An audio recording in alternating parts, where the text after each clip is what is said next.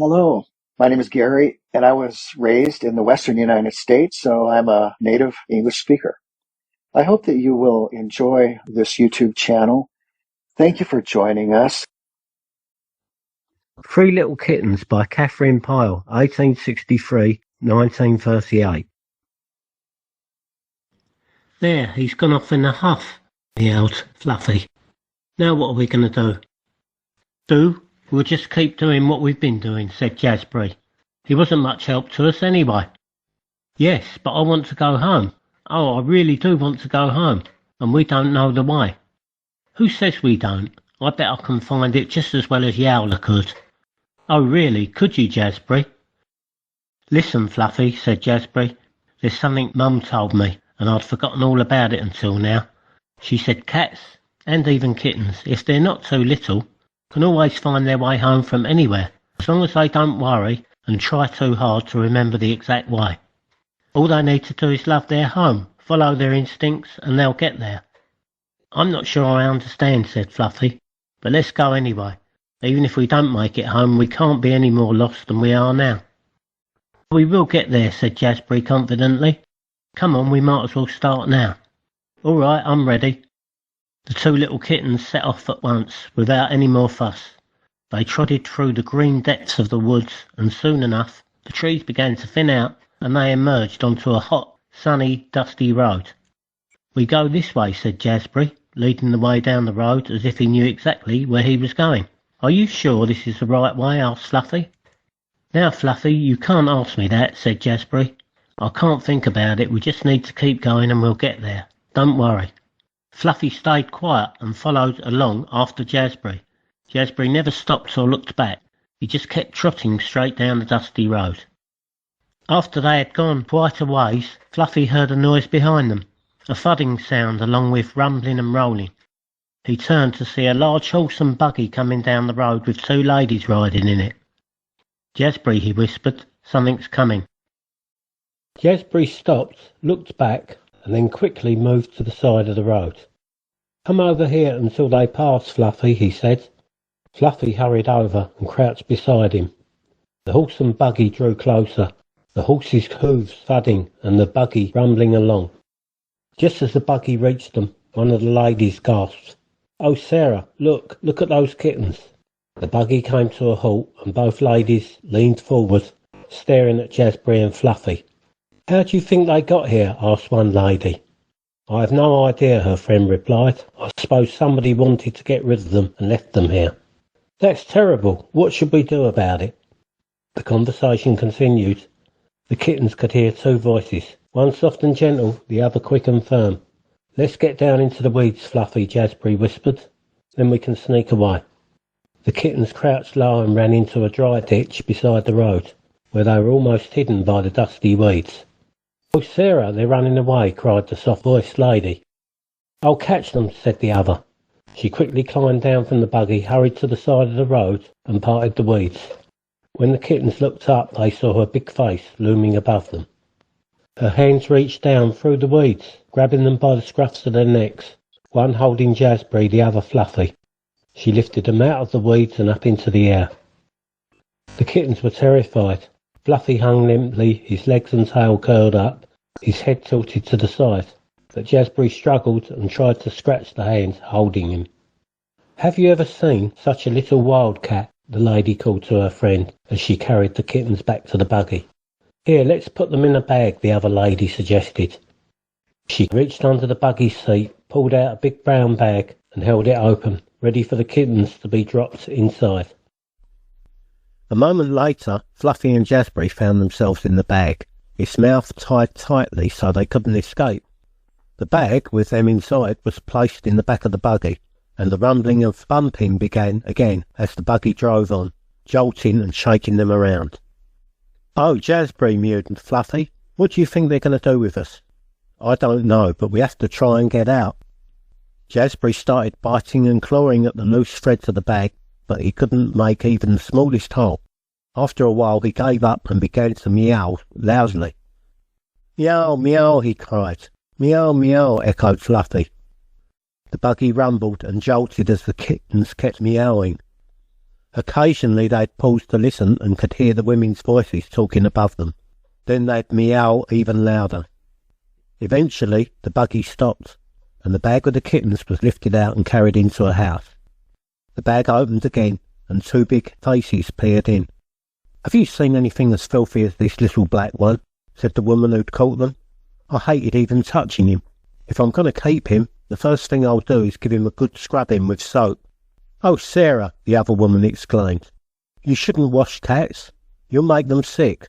Just get the white one out for me, will you? I'm afraid to reach in, the black one might scratch me." Miss Sarah reached into the bag, lifted out Fluffy, and handed him to her friend. "Isn't he just precious?" the woman exclaimed. "And he doesn't look dirty at all. I'm going to take him straight home and give him something to eat. He must be starving." Once they'd left, Miss Sarah closed the bag, carried it for a bit, then set it down again. Jazbury heard her call, "Hannah, bring me a basin of water out to the shed, and that soap from the bathroom closet." Jazbury didn't understand what the words meant, but they made him nervous. A little while later the bag was untied, turned upside down, and Jazbury was shaken out. Trembling and scared, he looked around.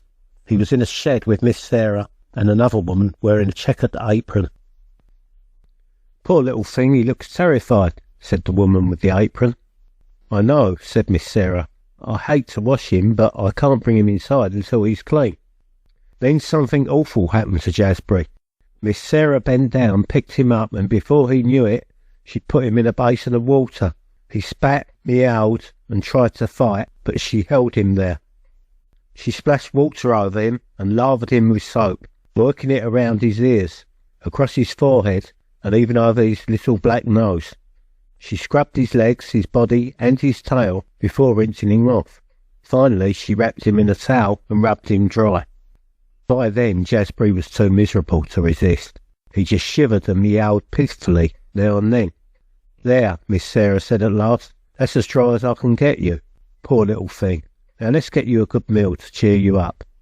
She carried Jazbury inside, and his fur was so clean it practically shone like black satin.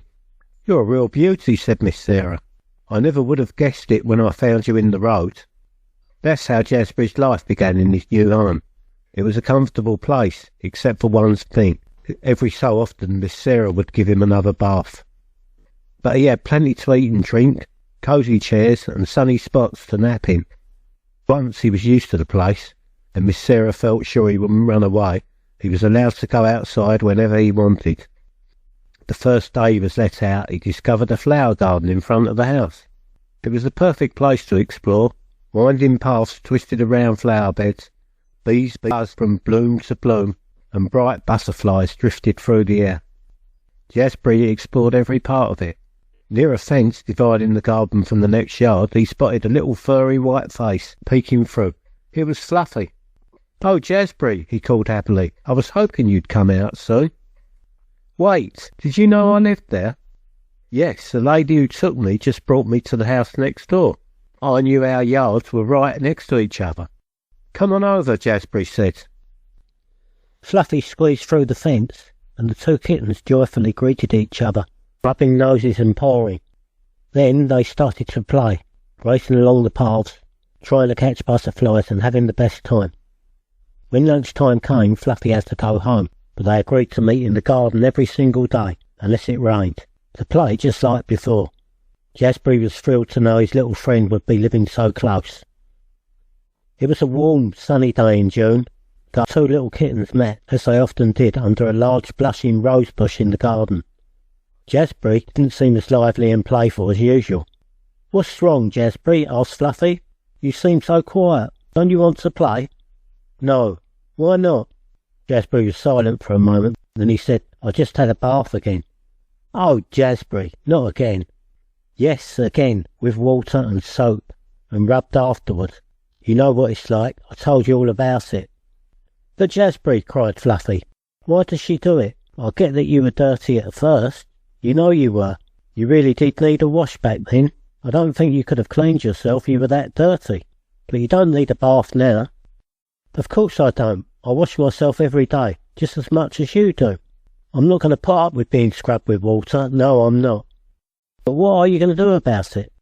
I'll tell you what I'm going to do. I'm going to run away. I'm going home. Fluffy's eyes widened.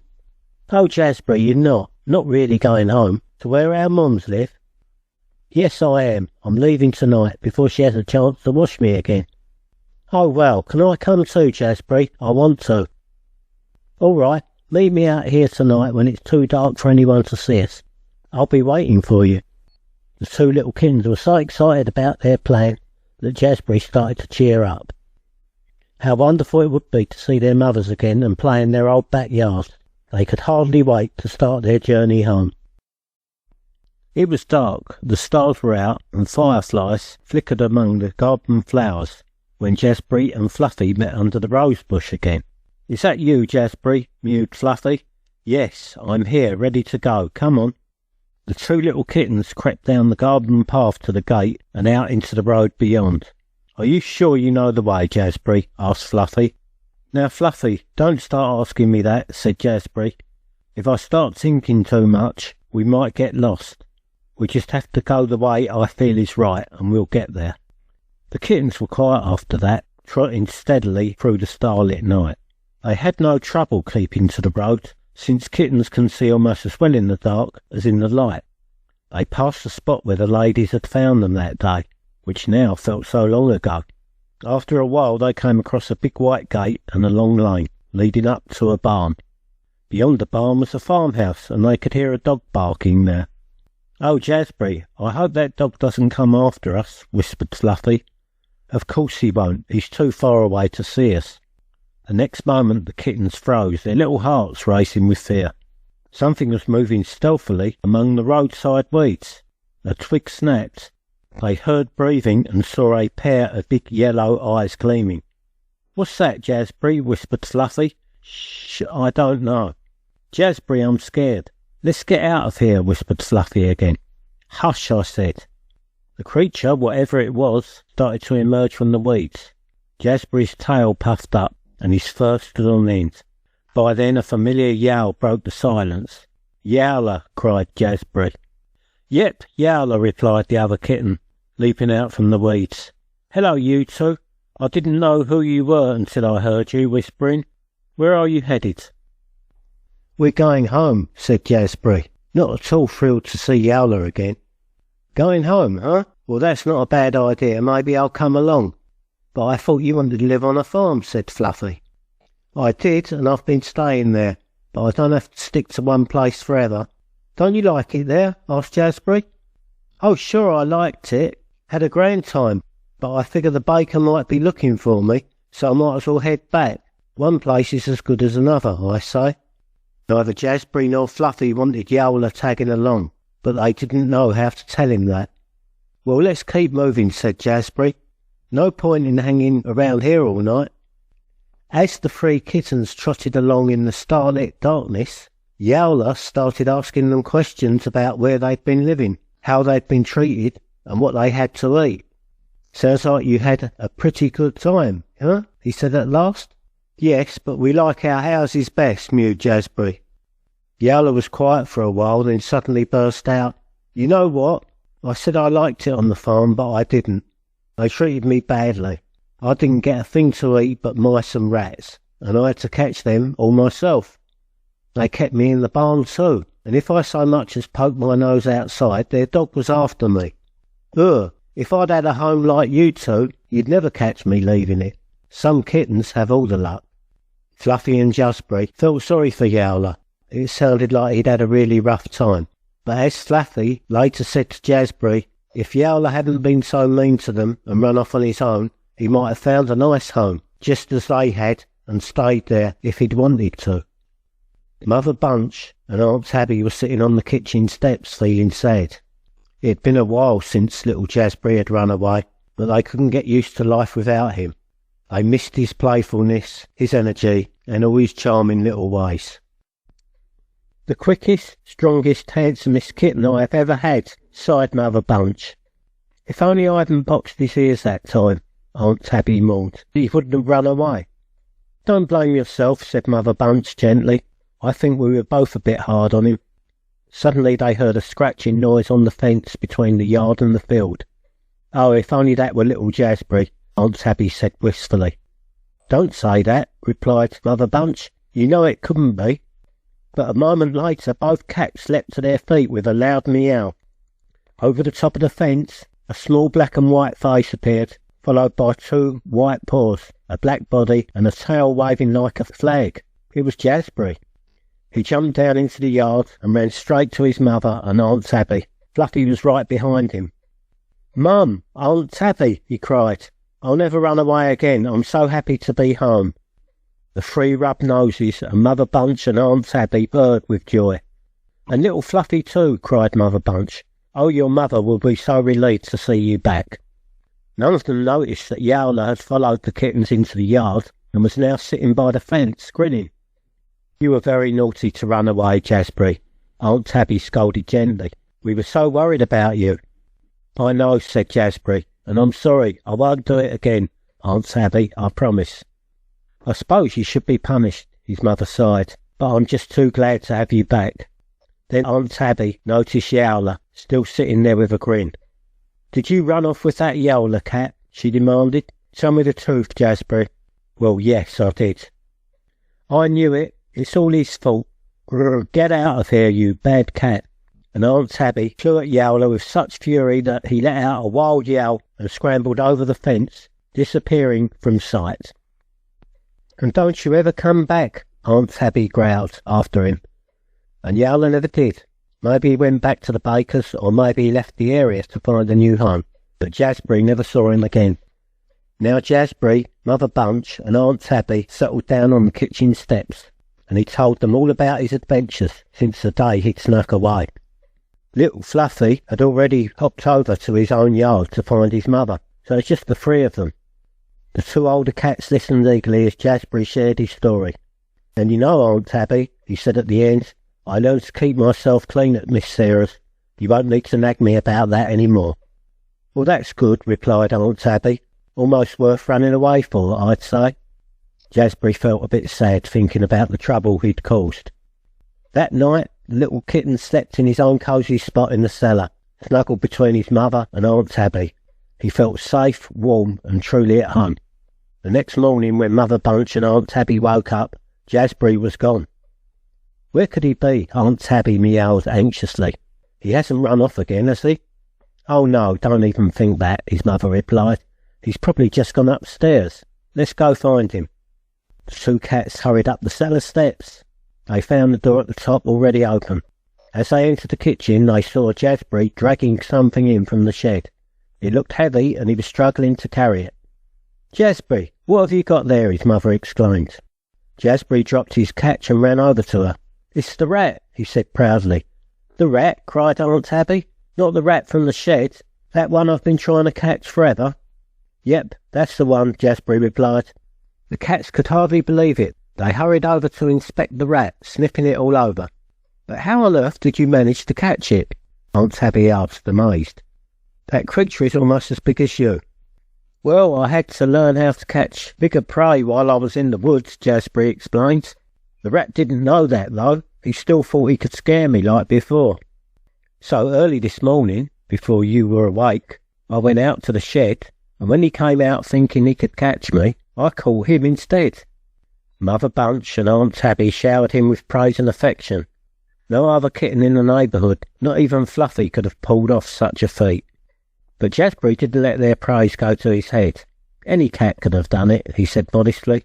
"The only reason I got him was because he thought he could scare me."